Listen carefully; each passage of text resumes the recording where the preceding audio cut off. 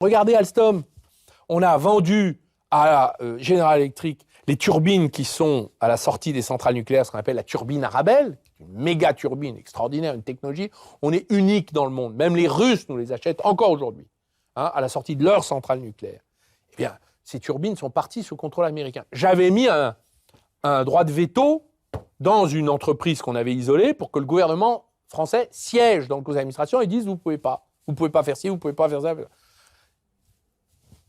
Le représentant du gouvernement qui devait siéger n'a jamais été nommé. Jamais. Donc on s'en fout. On s'en fiche, quoi, en fait. Vous voyez ? Alors, du coup, les turbines sont parties.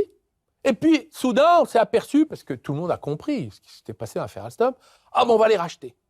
Donc maintenant, on est en train de racheter 1 milliard, très cher, ce qui était bradé à l'époque. Donc on est obligé de racheter ce qu'on a vendu. C'est du génie stratégique, ça. Mais pourquoi il y a un tel manque de volonté politique parce que quand même, vous étiez ministre de l'économie, c'est pas rien.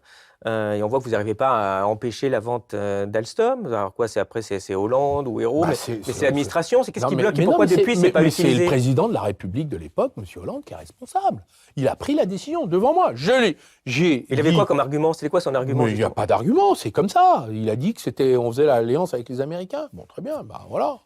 Il a décidé. Il a dit améliore l'accord.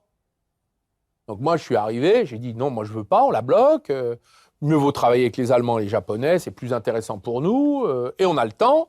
Et il a dit non, on fait. Ah bon, pourquoi ?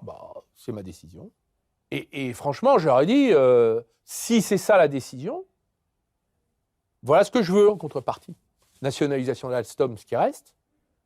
3 co-entreprises sur le renouvelable, sur le nucléaire, et sur les réseaux, parce qu'on a besoin de construire des réseaux, on a besoin d'énergie renouvelable, on a besoin encore des turbines, des éoliennes et des barrages.